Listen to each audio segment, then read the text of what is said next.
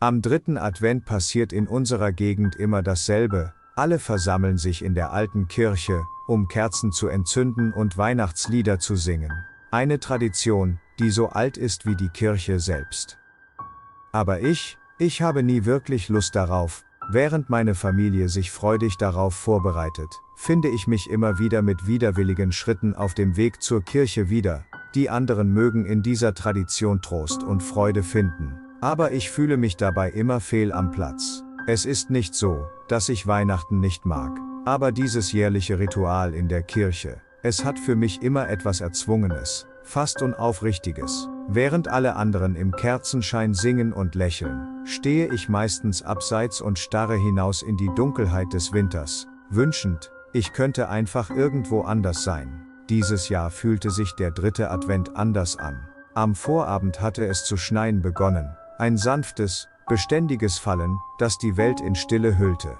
Ich wachte auf mit diesem unvermeidlichen Wissen, dass der Tag gekommen war, der Tag der traditionellen Versammlung in der alten Kirche. Meine Lustlosigkeit konnte ich kaum verbergen. Während meine Familie sich in festlicher Stimmung fertig machte, saß ich am Frühstückstisch, starrte auf meinen Teller und wünschte mir, ich könnte einfach zu Hause bleiben. Der graue Morgen spiegelte meine Stimmung wider, als wir uns auf den Weg zur Kirche machten. Meine Schritte waren schwer, meine Gedanken woanders. Meine Familie plauderte aufgeregt, aber ich hörte kaum zu. Es war jedes Jahr dasselbe, und jedes Jahr fühlte ich mich mehr davon entfremdet. Als wir die Kirche erreichten, war der Platz bereits voller Menschen. Die riesige Tanne, die jedes Jahr geschmückt wurde, war verschwunden. Niemand wusste, was passiert war. Es war, als hätte der Schnee sie einfach verschluckt. Wir fanden einen leeren Platz vor der Kirche vor. Ohne die riesige Tanne wirkte alles irgendwie leer, obwohl die Leute versuchten, die Lücke mit extra Kerzen und Lichtern zu füllen. Niemand konnte erklären, wie oder warum die Tanne verschwunden war. Es war, als hätte der Schnee sie einfach verschluckt.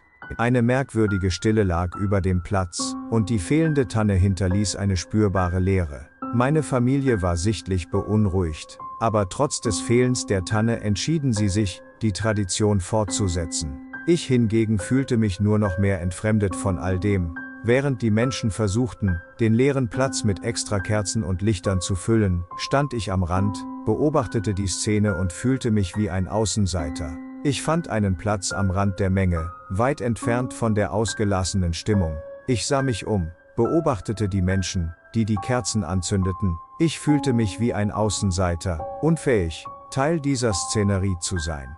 In diesem Moment, als ich so da stand und mich mehr denn je entfremdet fühlte, geschah etwas Unerwartetes, etwas, das dieses Jahr wirklich anders machte. In diesem Moment, als ich mich so entfremdet und isoliert fühlte, hörte ich ein seltsames Geräusch. Es war ein leises Knarren, das durch die Stille der winterlichen Luft schnitt. Zuerst dachte ich, es wäre nur der Wind, der durch die Äste der Bäume wehte, aber dann wurde es lauter und dringlicher.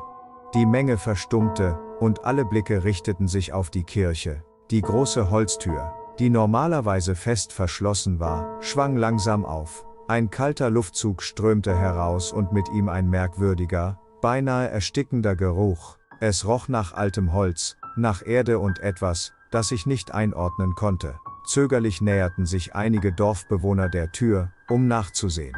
Ich blieb, wo ich war, gefesselt von einer Mischung aus Neugier und Angst. Was sie in der Kirche fanden, ließ mein Blut in den Adern gefrieren. Inmitten der Kirche, genau dort, wo der Altar stand, lag die vermisste Tanne. Aber sie war nicht mehr der festliche, geschmückte Baum, den wir alle kannten. Ihre Äste waren verdorrt und schwarz, als wären sie verbrannt, und aus ihrem Stamm ragten Dornen wie die eines Distelbusches. Es sah aus, als hätte der Baum gelebt und gelitten. Die Menschen begannen zu flüstern und zu murmeln. Einige sagten, es sei ein schlechtes Omen, andere sprachen von einem alten Fluch, der unsere Gegend heimsuchen würde. Niemand wusste, was zu tun war. Die Kirche, die einst ein Ort der Zuflucht und des Friedens war, fühlte sich nun an wie ein Grab. Ich stand immer noch am Rand, unfähig, meine Augen von der veränderten Tanne in der Kirche zu lösen. In diesem Moment spürte ich, wie sich eine kalte Hand auf meine Schulter legte. Ich drehte mich um und blickte in die Augen eines alten Mannes, den ich noch nie zuvor gesehen hatte. Seine Augen waren trüb und tief, und er flüsterte mit rauer Stimme. Das ist erst der Anfang. Bevor ich fragen konnte, was er meinte, verschwand er in der Menge. Ich stand da, verwirrt und verängstigt, und fragte mich, was diese Worte zu bedeuten hatten. Das Verschwinden der Tanne, ihre unheimliche Rückkehr in die Kirche und die Warnung des alten Mannes ließen mir keine Ruhe. Etwas Dunkles und Unerklärliches war in unser Dorf gekommen, und ich spürte, dass dies erst der Anfang einer langen, dunklen Nacht war. Die folgenden Tage waren erfüllt von Flüstern und Ängsten. Unsere Gegend, die einst so lebendig war, schien jetzt im Griff einer unsichtbaren Dunkelheit zu sein. Die verschandelte Tanne in der Kirche wurde schnell zum Mittelpunkt aller Gespräche. Niemand wagte es, sie zu entfernen oder sich ihr auch nur zu nähern. Sie stand dort wie ein Mahnmal, ein düsteres Symbol für etwas, das wir alle nicht verstanden. Ich konnte die Bilder nicht aus meinem Kopf bekommen. Die verdorrten Äste der Tanne, der seltsame Geruch in der Kirche und die kryptischen Worte des alten Mannes verfolgten mich Tag und Nacht. Ich begann schlecht zu schlafen, geplagt von Albträumen, in denen die Tanne lebendig wurde und ihre verdorrten Äste nach mir ausstreckte. Eines Abends, als der Nebel sich wie ein kalter Schleier über das Dorf legte, entschied ich mich, zur Kirche zu gehen. Etwas in mir wollte die Tanne noch einmal sehen, wollte verstehen, was geschehen war. Die Straßen waren leer, die Häuser dunkel, nur das schwache Licht der Straßenlaternen durchbrach die Dunkelheit. Als ich die Kirche erreichte, war die große Holztür angelehnt. Ich trat zögerlich ein, mein Herz schlug bis zum Hals. Die Kirche war in Dunkelheit gehüllt, nur das schwache Leuchten der Straßenlaternen drang durch die Fenster. Die Tanne stand immer noch dort, unheimlich und bedrohlich. Ich näherte mich ihr langsam, mein Atem bildete kleine Wölkchen in der kalten Luft. Plötzlich hörte ich ein Geräusch. Es war ein leises Rascheln, fast wie das Flüstern von Blättern. Ich hielt inne und lauschte, das Rascheln wurde lauter, und dann hörte ich eine Stimme. Du verstehst nicht, Flüsterte sie. Ich drehte mich um, aber da war niemand. Das Flüstern schien direkt aus der Tanne zu kommen. Du verstehst die Dunkelheit nicht, die in den Wurzeln schlummert. Mein Herz raste, und ein kalter Schauer lief mir über den Rücken. Ich wusste nicht, ob ich wach war oder träumte. Die Tanne, die verdorrte, leblose Tanne, sprach zu mir. Was bist du? Flüsterte ich. Das Ende eines jeden Anfangs. Antwortete die Stimme. Das Vergessen, das unter der Schneedecke schlummert. Ich wollte weglaufen, aber meine Beine wollten mich nicht tragen. Die Tanne schien größer zu werden, ihre Schatten länger und dunkler. Was willst du von mir? Fragte ich. Meine Stimme zitterte vor Angst. Erinnern, Sagte die Stimme. erinnern an das, was verborgen liegt. In diesem Moment brach etwas in mir. Ich drehte mich um und rannte aus der Kirche, rannte so schnell ich konnte, zurück zu meinem Haus. Ich wusste nicht, ob ich dem Wahnsinn verfallen war oder ob unsere Gegend einem Fluch erlegen war. Alles, was ich wusste, war, dass etwas Dunkles und Altes in unserer Mitte erwacht war. Und in dieser Nacht, als ich in meinem Bett lag, wach und zitternd, wusste ich, dass unsere Gegend nie wieder dieselbe sein würde. Was auch immer in der Tanne schlummerte, es hatte nun begonnen, sich zu regen. Der Mond stand hoch am Himmel und sein kaltes Licht fiel durch mein Fenster, und ich hörte draußen eine Bewegung. Ich blickte hinaus und sah eine Gestalt, die langsam durch den Schnee auf die Kirche zuging. Es war der alte Mann, den ich am Tag des Verschwindens der Tanne gesehen hatte. Getrieben von einer Mischung aus Furcht und Neugier, zog ich mich schnell an und folgte ihm.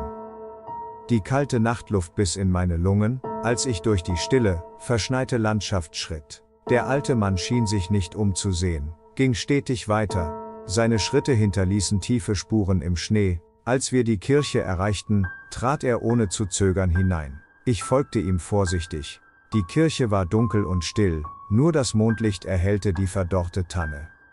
Der alte Mann stand vor ihr, und plötzlich begann er zu sprechen.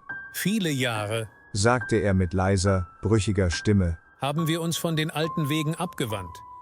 Wir haben vergessen, was hier schlummert, haben die Wahrheit unter Festlichkeiten und Liedern begraben. Er drehte sich zu mir um, seine Augen funkelten im Mondlicht.